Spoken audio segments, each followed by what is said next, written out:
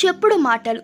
ఒక ఊళ్ళో రామమ్మ, సూరమ్మ అనే ఇద్దరు పేద స్త్రీలు ఊరి చివర ఉన్న చిన్న గుడిసెలో ఉండేవారు. వారికి నా అనేవారు ఎవరు లేరు. ఏదో కూలి పని చేసుకొని పొట్ట నింపుకునేవారు. అయితే వారికి రోజు కూలి పని దొరికేది కాదు.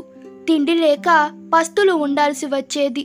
వారిద్దరూ కూడబలుక్కొని మనం ఇద్దరం ఏదైనా చిన్న వ్యాపారం చేస్తే బాగుంటుంది అనుకున్నారు.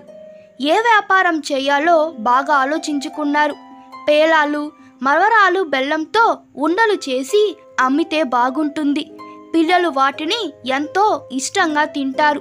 వాటిని తయారు చేయడం నాకు బాగా వచ్చు. పెట్టుబడి కూడా ఎక్కువ అవసరం లేదు అంది రామమ్మ. నేను వాటిని ఊళ్ళో 4 వీధులు తిరిగి అమ్ముకొని వస్తాను అంది సూరమ్మ. ఇద్దరూ వారి వద్ద ఉన్న కొద్దిపాటి సొమ్ముతో పేలాలు, మరవరాలు, బెల్లం కొని ఉండలు చేశారు. సూరమ్మ బజారుకి వెళ్ళి తన చెవి పోగులు అమ్మి ఆ డబ్బుతో పాత సామాన్లు అమ్మే కొట్టులో అద్దాల పెట్టె ఒకటి కొంది. అందులో మధ్యన అట్ట ముక్కతో 2 అరలు చేసి ఒక దానిలో పేలాల ఉండలు, మరొక దానిలో మరవరాల ఉండలు పెట్టుకొని ఊళ్ళోని బడి వద్దకు వెళ్ళింది. బడి పిల్లలంతా వాటిని కొనుక్కున్నారు. సరుకులంతా చిటికలో చెల్లుబడి అయిపోయింది.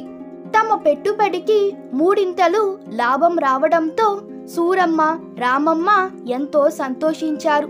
నెల తిరిగేసరికి వారు ఆర్థికంగా బలపడ్డారు. వారు వేరుశనగ పలుకులు, బెల్లం ఉండలు కూడా చేసి అమ్మడం మొదలుపెట్టారు. వారు ఆర్థికంగా బలపడడం చూసి ఇరుగు పొరుగు వారు ఊర్వలేకపోయారు. రామమ్మను ఒంటరిగా కలిసి, రామమ్మ, నువ్వు పొద్దస్మానం కట్టెల పొయ్యి దగ్గర కూర్చొని సరుకు తయారు చేస్తే ఆ సూరమ్మ టిక్కు టిక్కు అని 2 వీధులు తిరిగొస్తుంది. శ్రమంతా నీది, ఫలితం ఆమెదని. లాభంలో 2 నువ్వు తీసుకో అన్నారు. అదేవిధంగా వారు సూరమ్మను కూడా ఒంటరిగా కలిసి, ఉదయం నుండి నువ్వు ఎండలో ఊరంతా తిరిగి సరుకు అమ్ముకొని వస్తున్నావు. రామమ్మ ఇంటి వద్ద నీడ పట్టున ఉండి సరుకు తయారు చేస్తుంది. సరుకు గంటలో తయారైపోతుంది. ఆమెకు తరువాతంతా విశ్రాంతియే.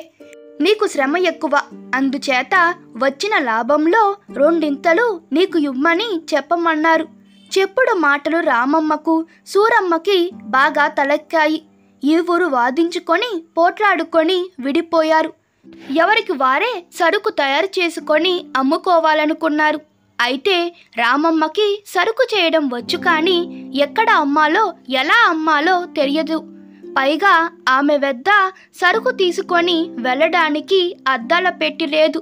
పాత సామానును అమ్మే అంగడిలో మరొకటి లేదు.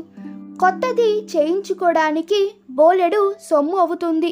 అందుచేత సరుకు గోనె సంచిలో వేసుకొని వెళ్ళింది. దానిని చూసి ఎవరు కొనలేదు. సూరమ్మకి సరుకు తయారు చేయడం రాలేదు.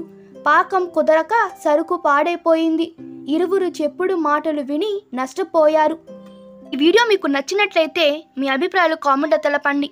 Please like, share and subscribe to my channel. Thank you.